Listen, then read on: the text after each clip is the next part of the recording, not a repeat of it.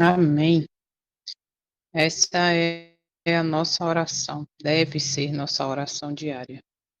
Pedir ao Eterno para abrir os nossos olhos. Por quê? Porque a verdade presente tem sido revelada e muitas vezes nós estamos literalmente com os olhos fechados. Bom dia a todos, sejam todos bem-vindos. Desde já uma abençoada semana, né, para cada um de nós. E possamos ter a certeza da vitória e, principalmente, não perder a esperança dessa vitória em Cristo. Amém? Vamos orar então para a gente começar. Lembrando que estamos estudando o segundo capítulo do livro Grande Conflito ou A Grande Controvérsia, que tem como tema o valor dos mártires ou a perseguição dos primeiros séculos. Vamos dar sequência hoje, estudando o parágrafo a partir do parágrafo 12, tá bom? Quem enumerou aí já sabe, cada parágrafo um número que facilita para acompanhar, e quem não fez, faça. Não tenha pena de marcar seu livro, não, porque quanto mais você marca e sublinha as coisas que chamam a atenção, bota do lado o significado, você não sabe o que diz aquela palavra, procura só conhecer o significado, coloca do lado, porque tudo isso te ajuda muito a entender a mensagem que tem revelada em cada parágrafo, né, para poder a gente trazer para os nossos dias, não apenas como fato histórico, mas pegar o fato histórico, tentar aplicar a nossa realidade para a gente tirar lições disso. E tem aquela frase, né, que o passado ilumina o futuro. Então, possamos fazer isso, né, ter a mente aberta, abrir os olhos para o despertamento que o céu tem dado para a gente. Vamos orar então?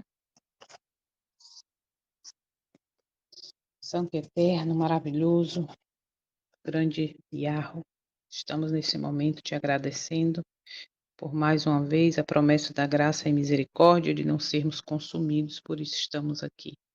Essa misericórdia que possamos, neste dia, refletir, ou melhor, considerar, dar valor a essa misericórdia concedida, escolhendo as coisas do céu, escolhendo o caminho estreito, escolhendo a porta estreita, escolhendo mortificar o eu, para assim ser preenchido pelo teu Santo Espírito. Nos ajuda a isso, a tomar decisões e escolhas corretas.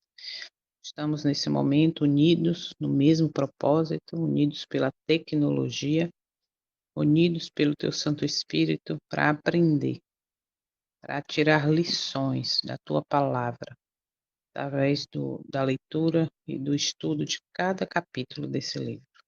Nos ajuda, Pai Santo, por favor, abre nossos olhos, nós te damos permissão para isso.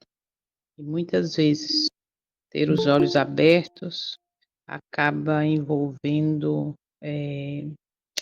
um caminho solitário, a negação do eu.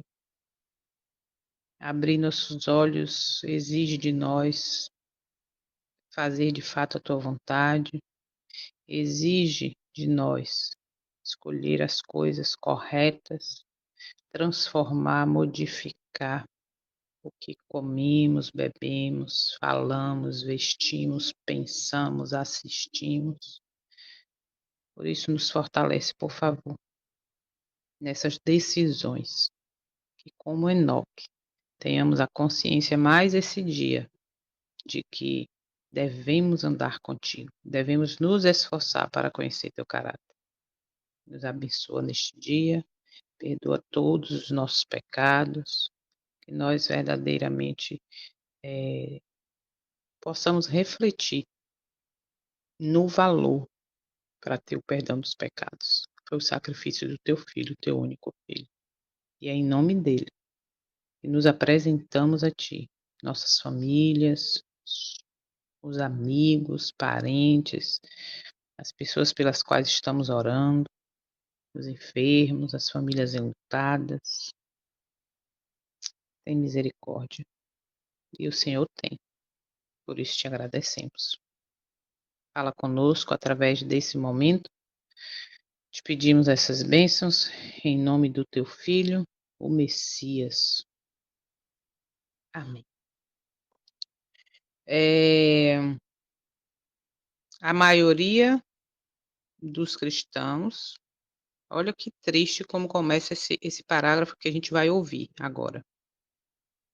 A maioria, não foi a minoria, a maioria dos cristãos, afinal, concordou em baixar seu padrão.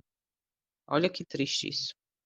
E foi formada uma união entre o cristianismo e o paganismo. Isso é importante, porque é muito claro o que aconteceu no passado e o que está acontecendo. Não falo em nós como igreja e ASD, eu falo relacionado ao mundo, porque essa mensagem não é só para nós, né? É para o mundo. Então, observa, a maioria dos cristãos, afinal, concordou em baixar seu padrão e foi formada uma união entre o cristianismo e o paganismo. E a gente viu como isso começou nos parágrafos de ontem, tá? Onde os idólatras eram levados a receber parcialmente a fé cristã, enquanto outros rejeitavam a verdade essencial e fizeram concessões, propuseram que os cristãos cedessem algumas coisas para que todos pudessem unir-se com a cara de crença em Cristo. Alguns cristãos, estou lendo o parágrafo 11, um pedacinho do 11 para a gente soltar o áudio aqui.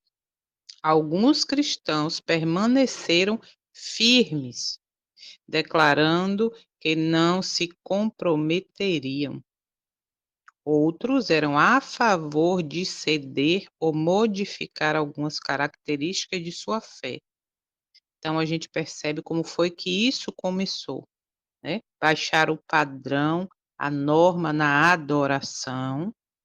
No parágrafo 9 disse: assim sendo, Satanás fez planos para pelejar com mais sucesso contra o governo de Deus. E o governo de Deus é o quê? A sua lei. Então, estou dando a introdução aqui para a gente seguir, tá? Vamos lá. A maioria dos cristãos finalmente consistiu em baixar a norma, formando-se uma união entre o cristianismo e o paganismo.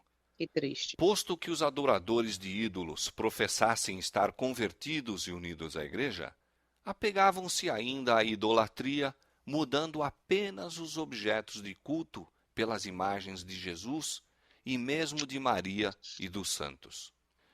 Rapidinho. Hoje em dia mudou, né?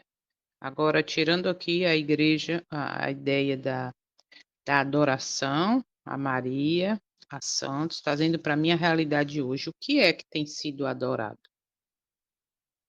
Não é Maria, não é o santo, não é, literalmente imagens, mas hoje eu tenho colocado coisas e pessoas no lugar dessa Maria, desse Jesus, desses santos, eu tenho colocado, e eu tenho que permitir que meus olhos sejam abertos para eu entender isso. Porque dentro desse contexto aqui, ó, de que a maioria concordou em baixar o padrão e foi formada uma união entre o cristianismo e o paganismo, isso está no mundo cristão também. E aí é colocado imagem de líderes, de pastores, né, de cantores e por aí vai. Porque a gente não pode cair no orgulho de Laodiceia de dizer: eu conheço tudo, eu sei tudo, eu não adoro imagem, mas estou adorando até o meu eu, né? Porque eu gosto assim, porque eu acho que isso não tem nada a ver, porque eu acho, porque eu, e aí vai cair na armadilha.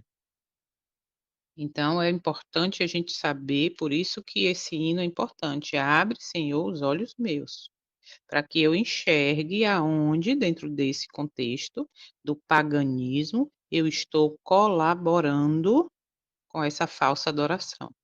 E aí envolve agora, vamos lá, as festas romanas, as festas pagãs. Então observa que a tática do inimigo continua a mesma, sorrateiramente, sutilmente, convencendo o mundo cristão de que as normas não precisa disso tudo, é extremismo, pode seguir do jeito que tá tudo certo. Vamos lá. Experimento vil da idolatria, assim trazido para a igreja, continuou a obra funesta. Doutrinas errôneas, ritos supersticiosos e cerimônias idolátricas Olha, foram incorporados em sua fé e culto. e culto. Unindo-se os seguidores de Cristo aos idólatras, a religião cristã se tornou corrupta e a igreja perdeu sua pureza e poder. Que tristeza, hein? Alguns houve, entretanto, que não foram Alguns. transviados por esses enganos. Mantinham-se ainda fiéis ao Autor da verdade e adoravam a Deus somente. Olha o contraste de como começou o parágrafo. A maioria dos cristãos, afinal, concordou em baixar seu padrão. No final, diz assim: houve alguns, não foi a maioria, houve alguns que não foram desviados por esses enganos. Que enganos? Doutrinas erradas, né? Aceitando ali cerimônias de idolatria que foram incorporadas à fé e ao culto, por isso que tem que ter a fé de Jesus, que é pura, que dependia do Pai, porque hoje a fé está misturada, tá? Por isso que tem que ter a fé de Jesus. E aí a gente vê um contraste, né, que agora houve alguns, não fala que é a maioria, houve alguns que não foram desviados por esses enganos. Mantinham ainda sua fidelidade a quem? Ao autor da verdade e adoravam unicamente a Deus. Sempre.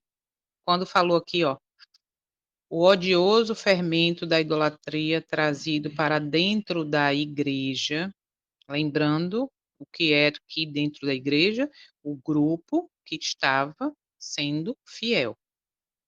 O grupo que adorava, que tinha o culto, mas que estava sendo fiel, estavam ali dentro de fazer a vontade do Eterno, do que conhecia. E aí esse mesmo grupo aqui de fiéis, chamado igreja, também é o mesmo que diz: quando os seguidores de Cristo se uniram aos idólatras, a religião cristã se tornou corrompida. E esse grupo, que era a igreja, perdeu sua pureza e poder. Então, por mais que tenha trazendo para a nossa realidade. O orgulho de Laodiceia, que eu sei tudo, que eu conheço tudo, se não tivermos os olhos abertos, ou melhor, se não permitirmos que o Espírito Santo abra nossos olhos, a gente vai estar dentro desse erro, dessas doutrinas humanas, dessas cerimônias cheias de idolatria, de baixando a no gente, baixar a norma, o padrão.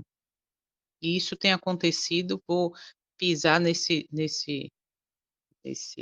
degrau novamente, no sentido de que isso tem acontecido inclusive ou principalmente no dia do Senhor, no dia que ele pediu para, lembrar de mantê-lo santo. Como assim, Jô? Não estou entendendo.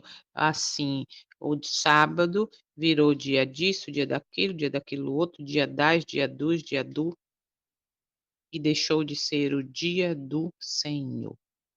Isso é baixar norma, isso é doutrina errada, isso é incorporar no culto e fazer com que a minha fé e a sua não seja pura. Quando a Bíblia revela na Torá, nos 5 primeiros livros, que tem toda a história, né, da redenção de tudo ali. Quando revela que havia dias de culto, dias de, como é que fala? Esqueci a palavra agora. Dia de ajuntamento, dia de congregação era adoração a Deus. E aí a gente vê que tudo hoje está misturado. Não existe mais em lugar nenhum, estou generalizando todos, você tira de dedo, onde hoje, dentro de um templo, seja ele qual for, tenha uma adoração pura.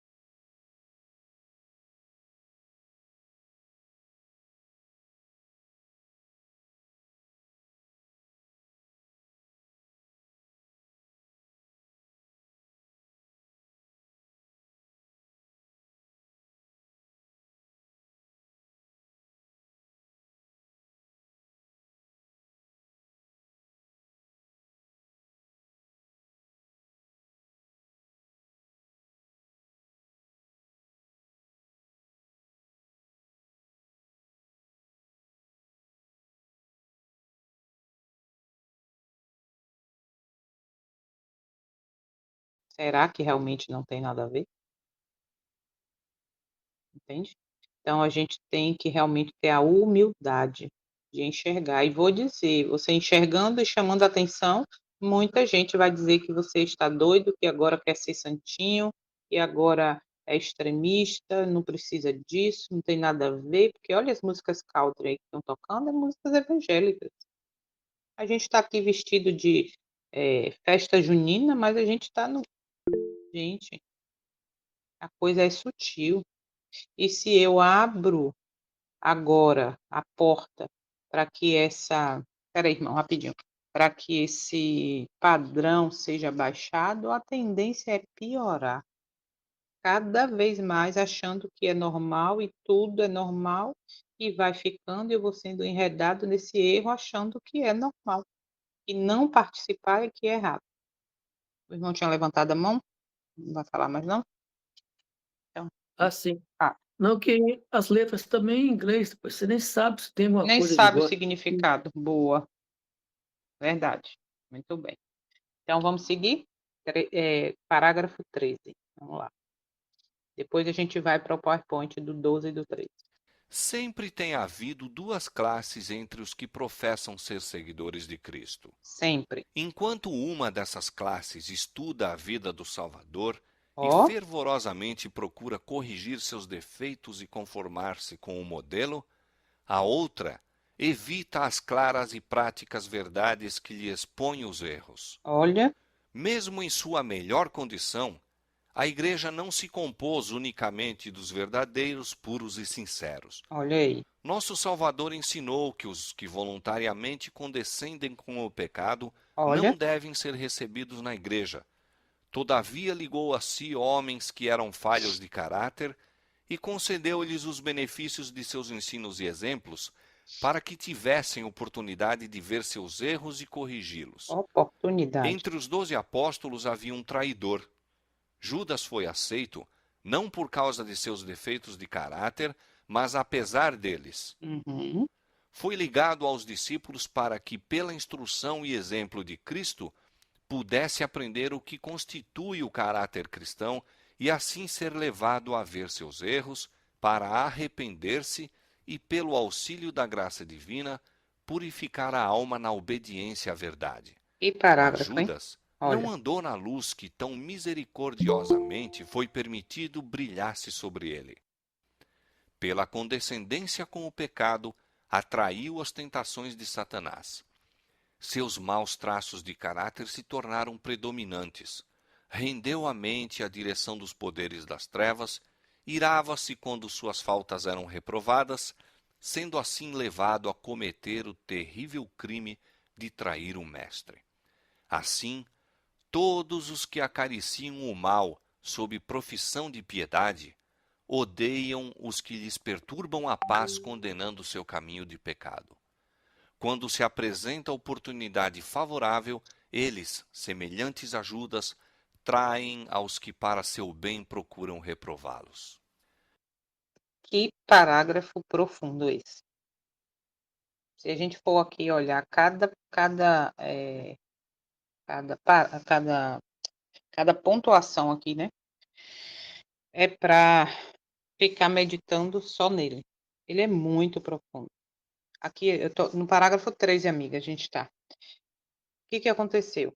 Sempre tem havido duas classes. Entre os que professam ser seguidores de Cristo. Professam. Observa. Enquanto uma delas estuda a vida do Salvador e busca fervorosamente corrigir seus defeitos e ajustar-se ao modelo, o outro evita verdades claras e práticas que expõem seus erros. Não quero ouvir falar sobre isso. Mas em seu melhor estado, a igreja, ou seja, esse grupo que estava ali servindo, né, que professava ser seguidores de Cristo, não estava integralmente composto dos puros, verdadeiros e sinceros. E aí aqui fala algo muito que a gente deve levar em consideração. No meio dos 12 apóstolos havia um traidor. Judas foi aceito não por causa de seus defeitos de caráter, mas apesar dele. Ele foi unido aos discípulos para que, mediante a instrução e exemplo de quem? De Cristo, ele pudesse aprender o que constitui o caráter cristão. E assim ser levado a ver seus erros e arrepender-se. E através da ajuda da graça divina purificar sua alma na obediência à verdade. Judas teve a oportunidade de enxergar os seus erros, de entender o que é ter um caráter de Cristo, do Messias, e aí, no entanto, ele rejeitou. Ele não queria andar na luz e foi permitida a ele. Aí a pergunta para a gente meditar: muita luz nós temos recebido desses estudos, de cada parágrafo, a gente está vendo aqui lições tiradas, e eu estou rejeitando essa luz, porque se eu estou rejeitando essa luz que me leva a conhecer o caráter, né, a não baixar a norma do céu para a minha norma, é assim que quando a gente nega, a gente está fazendo, né? Eu quero que seja do meu jeito. Se eu estou fazendo isso, eu estou indo no mesmo caminho de Judas. E olha aqui, ó. Submeteu sua mente ao controle dos poderes das trevas, enraivecia-se quando suas faltas eram reprovadas, sendo assim levado a cometer o terrível crime de trair seu mestre. Assim todos que acariciam o mal sob profissão de piedade, a gente vai entender nesse instante o que é ser piedoso, odeiam os que lhe perturbam a paz, por condenarem suas veredas, os seus caminhos de pecado. Quando uma oportunidade favorável se apresenta, esses, como Judas, traem aqueles que, para seu bem, buscaram censurá-lo. Muitas vezes você quer mostrar, você está mostrando a luz, vendo a realidade, conversando, e a pessoa está teimando, dizendo, não, porque você está agora me censurando, porque tudo, e não quer enxergar a necessidade da mudança.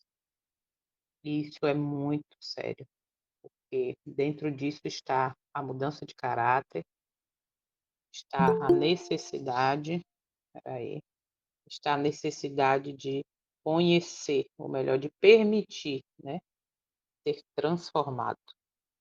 Vamos agora entender esses 2 parágrafos mais profundamente, tirar a lição dele. Só na leitura já dá para tirar muita coisa, né. Então, parágrafo 12 e 13, e a gente vai começar explicando o que é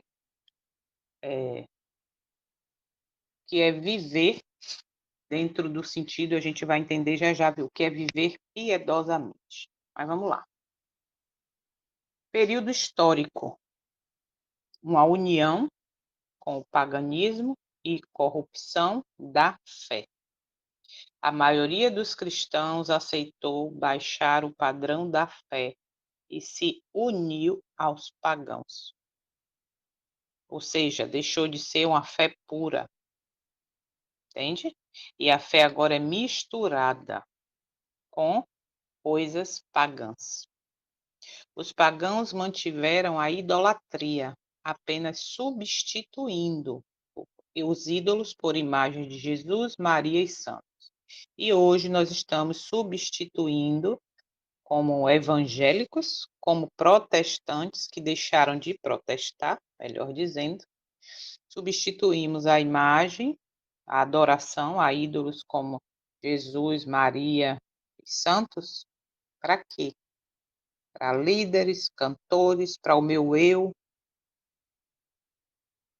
para amor ao dinheiro, amor ao cargo, amor ao templo, o templo, o templo. Gente, ontem eu estava ouvindo Jeremias, o livro de Jeremias, lendo e ouvindo, na versão Bíblia, a mensagem. Nossa, é forte demais aquilo ali. Depois, se vocês quiserem, eu posso mandar o link.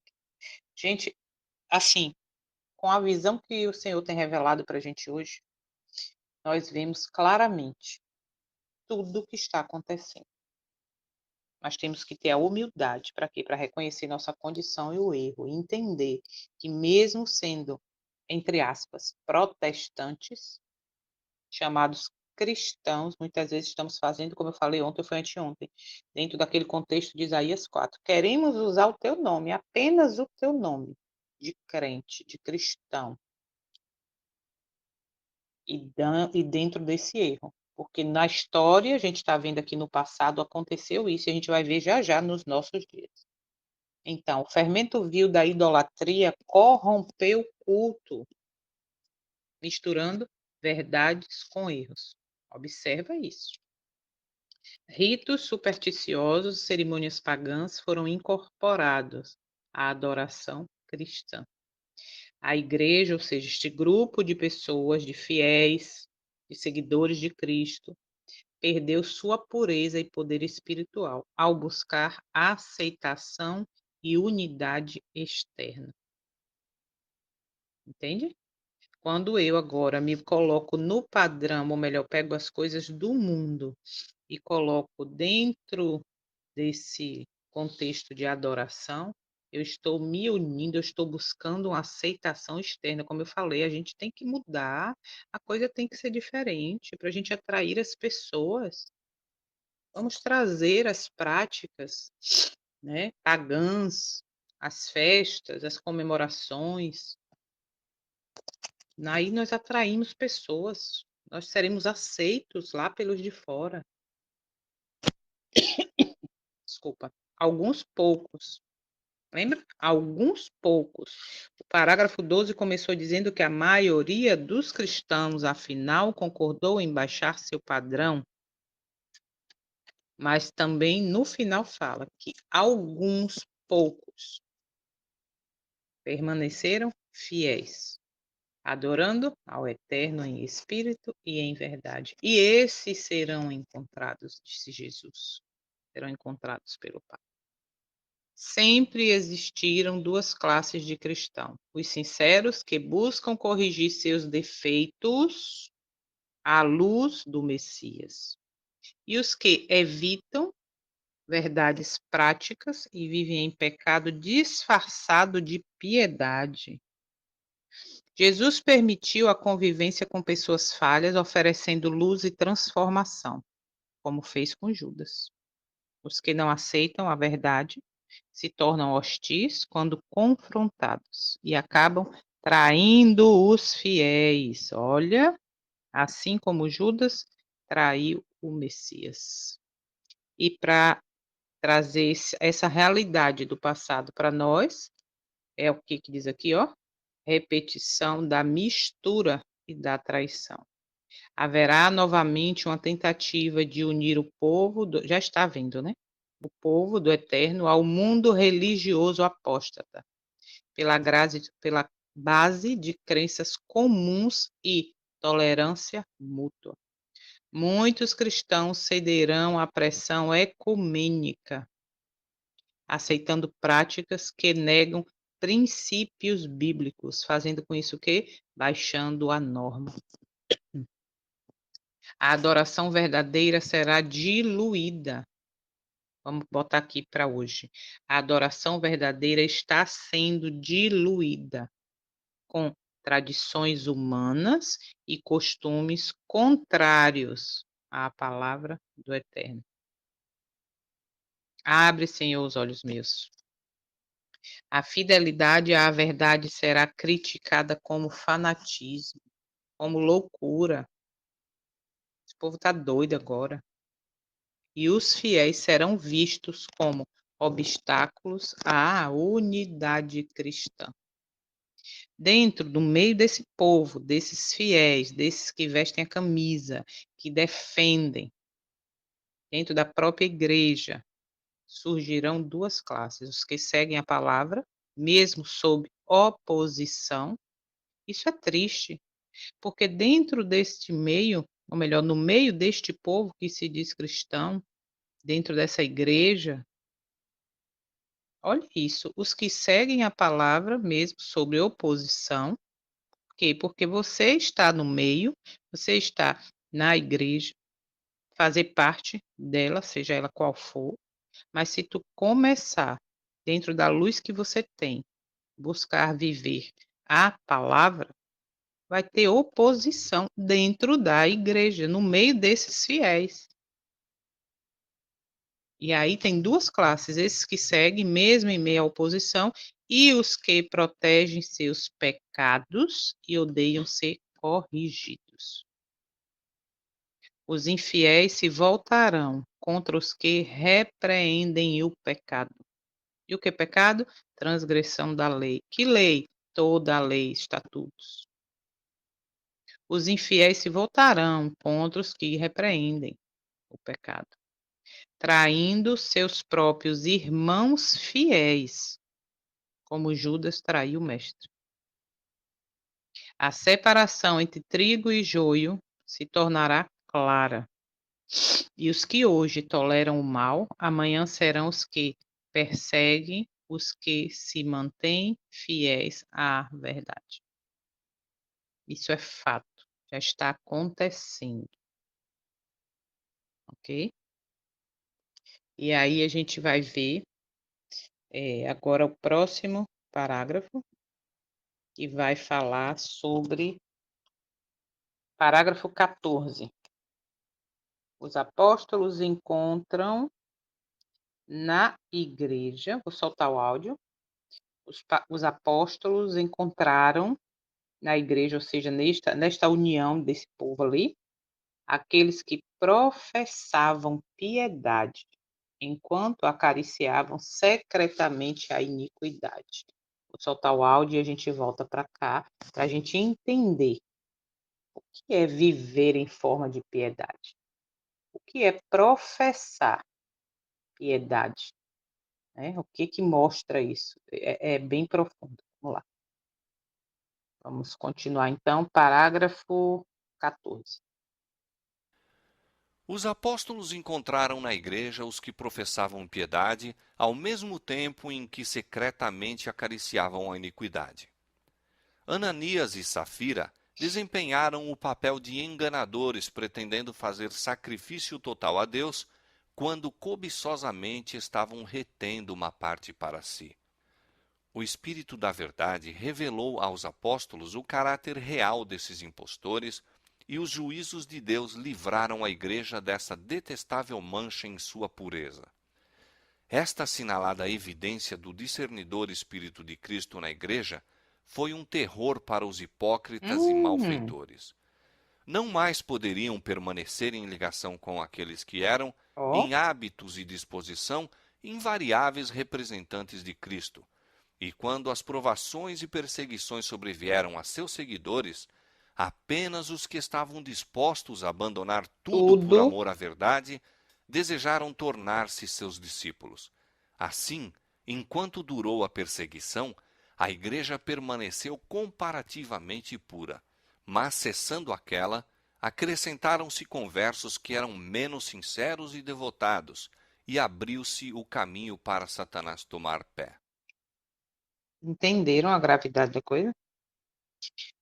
Os apóstolos encontraram nesse povo, nesses seguidores, nessa igreja, aqueles que professavam a piedade, vivendo em piedade, né? Vestiam a camisa, defendiam, enquanto acariciavam secretamente a iniquidade. E aí fala de Ananias e Safira.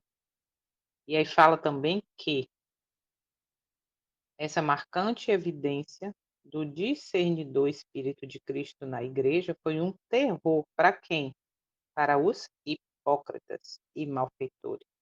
Esses hipócritas e malfeitores não poderiam permanecer em conexão com os que eram em hábito,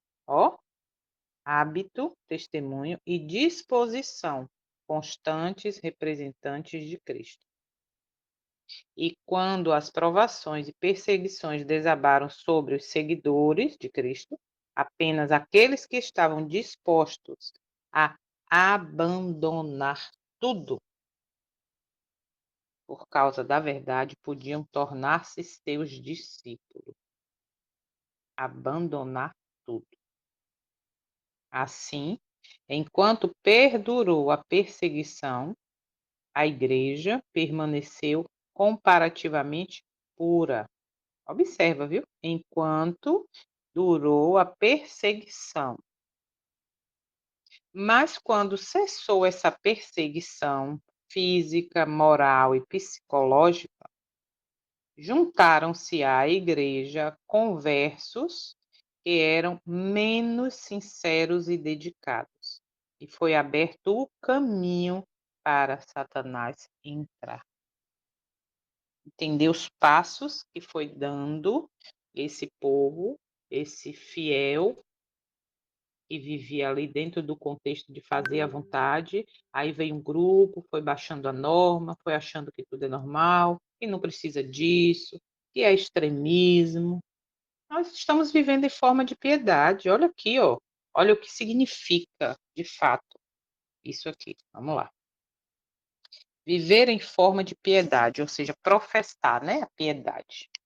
Ou em algumas versões bíblicas, com aparência de piedade. Significa ter um comportamento ou aparência religiosa exterior, mas sem viver a verdadeira essência da fé, fé pura, fé de Jesus. Ou seja, sem transformação real do coração. Então, viver em forma de piedade significa ter um comportamento ou aparência religiosa exterior. Eu faço tudo, mas em forma de religião, de letra, não falta um culto, participo de tudo. Sou crente perfeito, com a Bíblia debaixo do braço. Conheço a Bíblia de Gênesis e Apocalipse na ponta da língua. Dou estudo bíblico, vivo em forma de aparência. Uma religiosidade de aparência. Mas a transformação real não existe. Por quê? Porque eu não me rendi em humilhação para quebrantar o eu, tá? E a expressão vem de 2 Timóteo 3,5, que diz, lembra lá, depois vocês leem lá, quem não lembra. 2 Timóteo 3, de 1 a 5. Fala lá, né, que os últimos dias serão tempos difíceis, assim, assim, assim, tendo forma de piedade, aparência de piedade, mas negando a eficácia dela. E o final do verso 5 diz: afasta-te destes, ou destes afasta-te. E aí, ainda, em termos simples, professar viver em forma de piedade é, observa, ir à igreja, citar a Bíblia, orar em público, mas não praticar o que o Messias ensinou. Como pode eu ir na igreja, falo de Bíblia, prego falando da Bíblia, faço oração lá para todo mundo em público e não praticar o que o Messias ensinou? Como pode isso? Entende? Aí também manter uma vida religiosa de fachada, sem arrependimento nem obediência sincera. Ainda falar de Deus, mas alimentar o pecado secretamente. Defender doutrinas certas, olha isso, viu? Ainda defende doutrinas certas, mas age com orgulho, egoísmo, intolerância e malícia. Busca aprovação humana para ter um status espiritual, porém sem compromisso verdadeiro com a verdade. Aí dentro disso aqui, abre, Senhor, os olhos meus, onde é que eu estou errando? Vivendo em forma de piedade dentro de todos esses itens aqui, porém não permitindo que seja feita em mim uma verdadeira mudança. E aí eu vou estar dentro dessa triste realidade do passado que também está acontecendo, continua, né? Acontecendo. Então, o exemplo prático disso. Alguém pode parecer muito devoto, frequenta os cultos, tem a linguagem religiosa e etc., mas negocia princípios por conveniência, persegue os fiéis que confrontam com a verdade, tem vida moral e espiritual incompatível com o evangelho. É exatamente como Judas. Andava com Jesus, andava com os outros ali da igreja, da época, né? Que eram os fiéis. Teve todas as oportunidades, no entanto, não se deixava transformar. Quando tinha oportunidade de ouvir verdades que era para corrigir o seu caráter, ele negava. Ele não aceitava, ele ficava irado, diz aqui o testemunho. Sei para que isso? Não dá. Não. Entende? Ele não se permitia, não se deixava transformar. Isso é uma luta contra o Espírito Santo, que me convence de quê? Do pecado, da justiça e do juízo. Então, Judas é um exemplo claro de quem negou essa atuação. Por isso, viver com forma de piedade sem o poder dela é ter a casca da fé, visto a camisa, fácil e aconteça, porém sem o fruto do Espírito Santo. E o fruto do Espírito Santo, ele tem características. Porque às vezes a gente fala assim, os frutos do Espírito, mas aí olhando é o fruto. E o fruto tem suas características, mansidão, domínio próprio, amor, alegria, etc, etc. Não, mas a pessoa é tão alegre, tem o fruto. Tá faltando as outras características. Essa pessoa é um amor de pessoa, tem o fruto. Tá faltando. A melancia, ela é melancia, ela tem as características dela. O que saiu daquela característica da capinha verde, da partezinha branca e vermelha com a semente dentro, aí já virou um melão. Já virou um pepino, já virou qualquer coisa, menos melancia. Então, o fruto do Espírito, ele é completo. É fácil? Não é, mas é possível, se buscar. Então, não adianta ter a mansidão. Fulano é tão manso. Sim, e o resto? Entendeu? Então, é muito mais profundo do que essa superficialidade que a gente vive ou conhece. E ainda dentro do parágrafo, parecer e não sei exatamente. Paralelo entre o passado e o futuro dentro do parágrafo 14, que é aí tão profundo também. Hipocrisia na Igreja Apostólica e o futuro, a infiltração final de Satanás. No passado, a Igreja Apostólica eram falsos piedosos, ou seja, né, entre os crentes havia ali, como Ananias e Safira, que aparentavam santidade, mas escondiam a cobiça no coração. Eles fizeram tudo certinho. Vamos lá, vamos vender. Olha, gente, eu vendi. Tá aqui todo o dinheiro. Mentira. esconderam a cobiça no coração. E também o pecado secreto exposto. O Espírito Santo revelou a verdade aos apóstolos, e o juízo divino caiu sobre eles. Temor entre os falsos. A presença ativa do Espírito nesse meio desse povo fiel, da igreja, afastava os que não eram sinceros. Perseguição com filtro. Apenas os verdadeiros seguidores estavam dispostos a sofrer pela verdade. Nos últimos dias, isso vai ser concretizado mais ainda de fato, porque os verdadeiros seguidores fiéis, eles estarão dispostos a sofrer como os mártires, pela verdade de fato. Pureza mantida sob prova. Enquanto durou a perseguição à igreja, esse grupo se manteve, ou manteve seu caráter autêntico. Observa, enquanto durou a perseguição. Satanás viu que a perseguição, matar pessoas, os mártires ali, né? Não adiantou muito. Quanto mais matava, mais crescia, mais aparecia gente. Então vamos agora filtrar, vamos agora estar dentro desse grupo. E aí foi onde ele colocou tudo que a gente já viu. E no final agora, como é que vai ser? Repetição do engano. Novamente surgirão pessoas com aparência de piedade, porém retendo pecado oculto. Espírito de discernimento restaurado. O povo do Eterno será guiado por discernimento divino, para não ser enganado por hipócritas. Por isso, a necessidade de abre, Senhor, os olhos meus, para a gente ter esse discernimento e não ser enganado com doutrinas humanas, aceitar idolatria no culto, aceitar doutrinas erradas. Juízo começa pela casa de Deus, pela casa do Eterno. A gente sabe isso, está lá em 1 Pedro, né? Ele purificará seu povo antes da crise final. Quando fala que ele vai purificar o seu povo, depois você pode ler aí, 1 Pedro 4,17 e Ezequiel 9, quando fala em purificar o seu povo, é o povo mesmo, o fiel. Quando fala purificar a sua igreja, purificar esse povo fiel.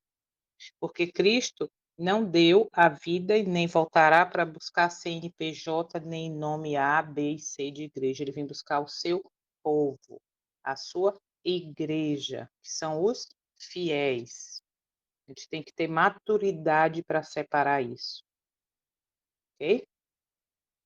Provação, separando o trigo do joio. A perseguição vindoura mostrará quem está disposto a renunciar tudo. Lembra? Tudo. São algumas coisas. Tudo pela verdade. Satanás busca infiltrar-se novamente.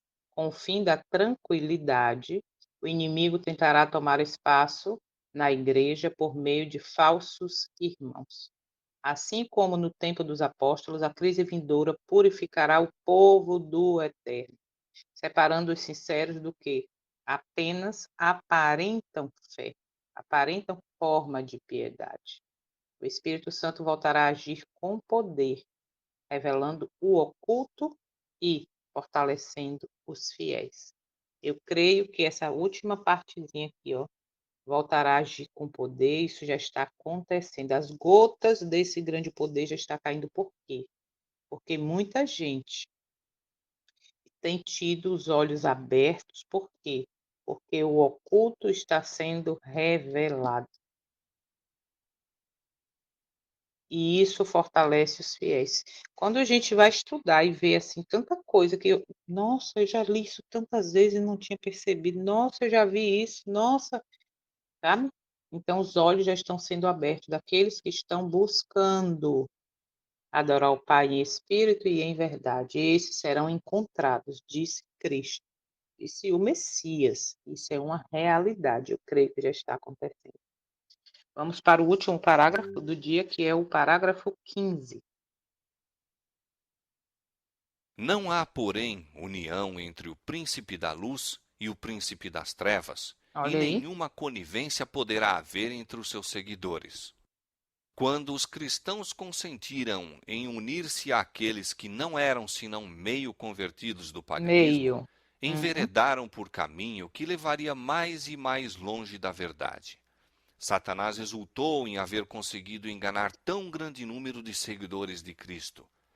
Levou então seu poder a agir de modo mais completo sobre eles e os inspirou a perseguir aqueles que permaneceram fiéis a Deus. Ninguém compreendeu tão bem como se opor à verdadeira fé cristã como os que haviam sido seus defensores. E estes cristãos apóstatas, unindo-se aos companheiros semipagãos, dirigiram seus ataques contra os característicos mais importantes das doutrinas de Cristo. Olha isso, gente. Mas não há união entre o príncipe. Fala, irmão. Abre o microfone. E- Ontem eu fui na igreja também, Hum, até para mim, que está sendo realizado aqui em outro local, né? Estão montando uma nova igreja. Eu fui lá para assistir, para prestar mais atenção, né, nos detalhes, né? Para hum, poder fazer um paralelo, né, com o que a gente tem estudado e com o que está sendo pregado lá, né? Aí, num determinado momento lá, alguém levantou assim e falou: Ah, tem uns dissidentes aí que que estão usando o próprio livro do Grande Conflito, rapaz, para poder pregar coisa que não, sabe, tipo assim, como coisa errada, né? uhum. Eu fiquei olhando assim, era só isso. Então, a gente está vendo aqui, né? O retrato, a história se repete. E aí a gente vê aqui, ó. Satanás exultou. Aliás, quando os cristãos concordaram em se unir àqueles que não eram senão meio convertidos do paganismo, desviaram-se por uma vereda que os levaria mais e mais distantes da verdade. Satanás exultou por haver sido bem-sucedido, observa, em enganar tão grande número de seguidores de Cristo. Observa, novamente, a citação de que ele, né, dentro da sua infiltração, enganou grande número de seguidores de Cristo. Fala, irmão. Teve um momento lá que eu questionei assim, eu falei assim: "Rapaz, tá acredito que tá vendo muita mistura, mistura". Aí teve um irmão lá que levantou-se, acho que ficou até nervoso. Ele Hum, falou assim: "Ah, a gente tem que ter muito cuidado com isso, ficar criticando e falando as coisas, porque, teve uma época que a igreja queria proibir o piano, só porque tinha piano em cabaré. Pensa hum, bem que coisa absurda e tal". Então, quer dizer, eles ficam querendo justificar as misturas com alguma uhum. coisa que não, sabe? Então, é exatamente aqui, ó, o que aconteceu com Judas. Judas, ele não aceitou quando os erros eram censurados. E hoje, infelizmente, hoje não, né? O ser humano sempre procura justificativa. Isso foi lá desde o Éden. Quando o Senhor ali falou para Adão, o que que aconteceu? Você comeu? Eu comi, mas foi por a mulher que o Senhor fez aí, que o Senhor me deu, que deu essa fruta para mim. Aí quando foi para Eva, não, mas foi a serpente que foi criada aí por ti aí, ó, que me deu. A mesma coisa. A gente vai procurando justificativa, justificativa para corrigir, para comparar ou para confirmar, né, para justificar o erro. E aí vai buscando coisas de lá. Eu ouvi também uma mensagem sobre semelhante a isso. Mas enfim, então você vê aqui, ó, Satanás exultou por haver sido bem-sucedido em enganar tão grande número de seguidores de Cristo. Concentrou então seu poder para exercer maior domínio sobre ele e inspirá-los a perseguir aqueles que permaneciam fiéis a Deus.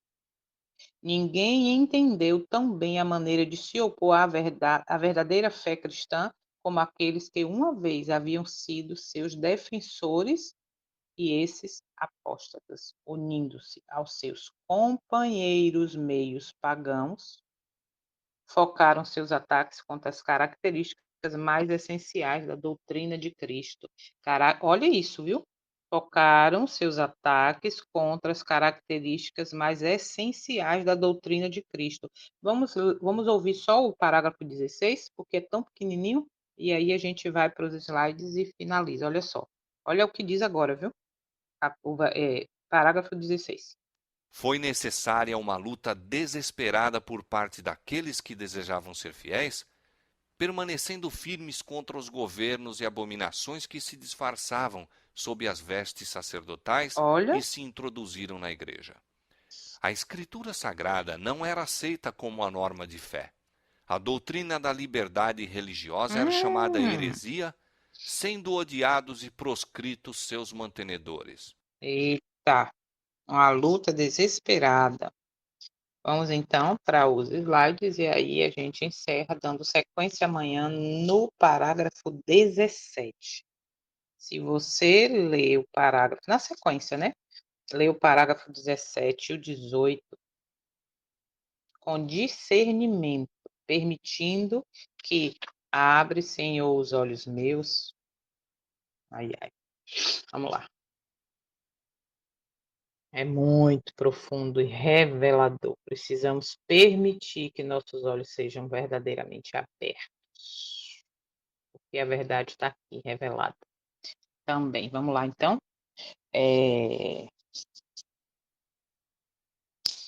Parágrafo 15. Apostasia e a perseguição pela igreja corrompida.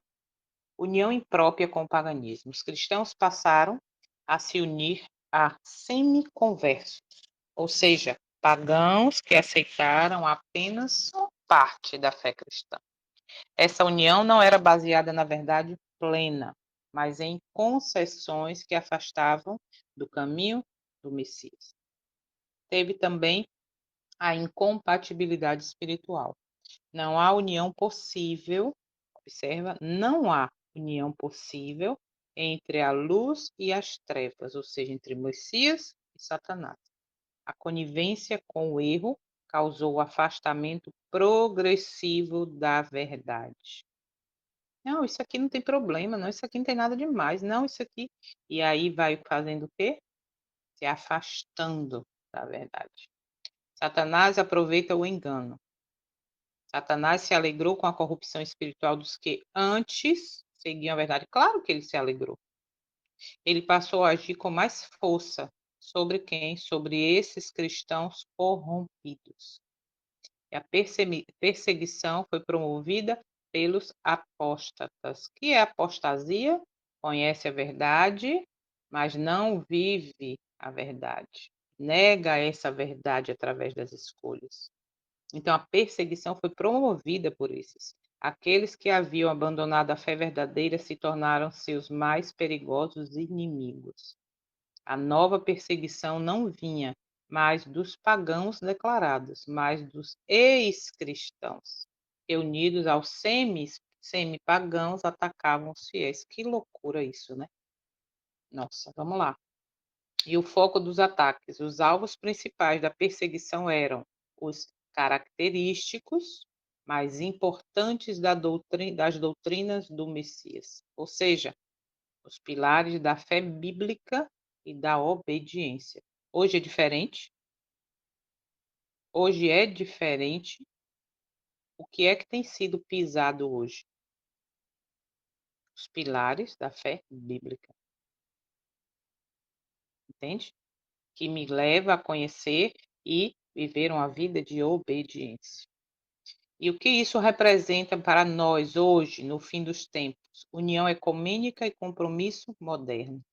Nos últimos dias, muitos que se dizem cristãos e aceitarão, ou já estão aceitando, unir-se com religiões e sistemas anticristãos, fazendo concessões à verdade bíblica. Isso é uma união ecumênica. Esse espírito ecumênico trará uma aparência de paz, mas com grande afastamento das verdades essenciais. O que tem a ver, não tem nada demais a gente se unir para salvar o planeta. estar dentro da COP30, participar, proteger, vestir a camisa, nós estamos ajudando a salvar o planeta. Como eu vou aceitar isso como normal, se eu sei que isso é um passo para a observância do domingo, do primeiro dia da semana? Isso tem uma aparência de paz, de justiça, de proteção. Esse espírito ecumênico é muito sutil, é muito sutil. E isso, quando eu vou aceitando essas concessões, eu estou me afastando das verdades essenciais para fazer a vontade do céu, do eterno. Oposição interna à fé verdadeira. Os maiores opositores dos fiéis serão aqueles que uma vez conheceram a verdade, mas se desviaram dela, os chamados cristãos apóstatas. E eu posso estar dentro de um grupo que se diz fiel, eu posso estar dentro de um grupo, igreja, e ser um cristão apóstata. Por quê? Porque eu dentro dela, mas eu não aceito, não vivo, não testemunho dessa verdade através da minha vida. Esses conhecerão exatamente como atacar os verdadeiros adoradores. Por que conhecerão exatamente como atacar os verdadeiros adoradores? Por quê? Porque vivem juntos, sabendo, conhecendo a verdade, então eles vão saber como atacar. Rejeição dos mandamentos do Eterno, os traços mais importantes da fé, como a guarda do sábado, a fidelidade à lei do Eterno e a rejeição das tradições humanas, serão atacados como fanatismo ou legalismo, ou até doidice, ou loucura, né, amiga? Ela ainda está com aquelas loucuras? Olha aqui, isso é uma rejeição, entende? Quando eu digo que o sábado deve ser, o sábado não, os cultos, né, deve ser de adoração ao Eterno. Quando eu digo que o sábado está tudo errado, sendo do jeito que está sendo feito, é fanatismo. Vocês também não precisam disso. Vem vocês com essa. Que é isso? E aí é onde mora o perigo, a sutileza. E a perseguição vem de dentro, como no passado, a perseguição final será motivada não apenas por governos ou pagãos, mas por instituições religiosas corrompidas, que antes professavam a fé verdadeira. Foi isso aqui que a gente acabou de ler nos parágrafos. Vivia forma de piedade, vivia dizendo que eram religiosos, porém estava tudo corrompido. E esse grupo, no meio do povo, dos fiéis, dos seguidores da igreja, é que vão perseguir quem quer viver verdadeiramente em forma de piedade, que tem a fé pura. E o último parágrafo é pequenininho, que é o parágrafo 16. Perseverança no passado, luta desesperada pela fidelidade. Os cristãos fiéis enfrentaram resistência interna, combatendo doutrinas corrompidas, infiltradas na igreja, ou seja, no meio dos fiéis. Enganos disfarçados de santidade, abominações eram apresentadas com aparência de piedade, sobre vestes sacerdotais. Olha isso. Rejeição da Escritura como autoridade suprema. A Bíblia deixou de ser a norma de fé. Tradições humanas tomaram o lugar da Bíblia, da palavra do Eterno. Isso é o que mais a gente vê, tradições humanas. Liberdade religiosa condenada. Aqueles que defendiam o direito de seguir a consciência eram rotulados como hereges. Fiéis perseguidos e proscritos, os que permaneciam firmes eram marginalizados e perseguidos pelos próprios que professavam a fé cristã. Que triste, né? Repetição no tempo do fim. Luta espiritual intensa. No fim dos tempos, os que se mantêm fiéis à Bíblia enfrentaram oposição dentro e fora da igreja visível, desses que vestem a camisa para defender. Falsas doutrinas sobre aparência cristã. Verdades fundamentais serão corrompidas por ensinamentos populares, promovidos até por líderes religiosos. A Bíblia desprezada por muitos. As Escrituras serão relativizadas, substituídas por tradições, experiências ou decretos humanos. Então, se tudo isso já está acontecendo no nosso meio, digo como povo, já estamos no tempo do fim, isso eu não tenho dúvida. Liberdade de consciência ameaçada. Guardar os mandamentos do Eterno, de fato fazer sua vontade, será considerado fanatismo. O direito de obedecer a ele será tratado como crime. Fiéis rejeitados e perseguidos. Aqueles que recusarem transigir com o erro serão caluniados, proibidos de comprar ou vender e, finalmente, considerados dignos de morte.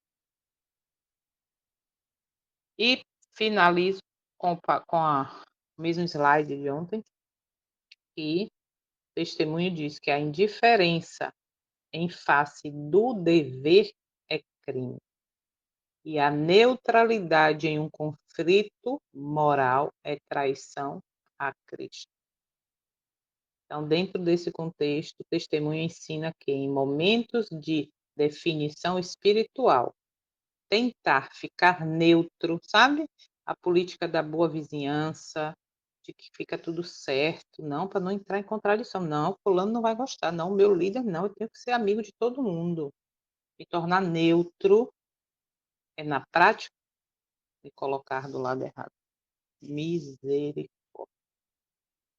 Então, que possamos ter em mente o hino que cantamos inicialmente. Abre, Senhor, os olhos meus. Precisamos ter nossos olhos abertos, pedir coragem, buscar força e discernimento e para tomar a decisão certa, sabe? Posicionamento.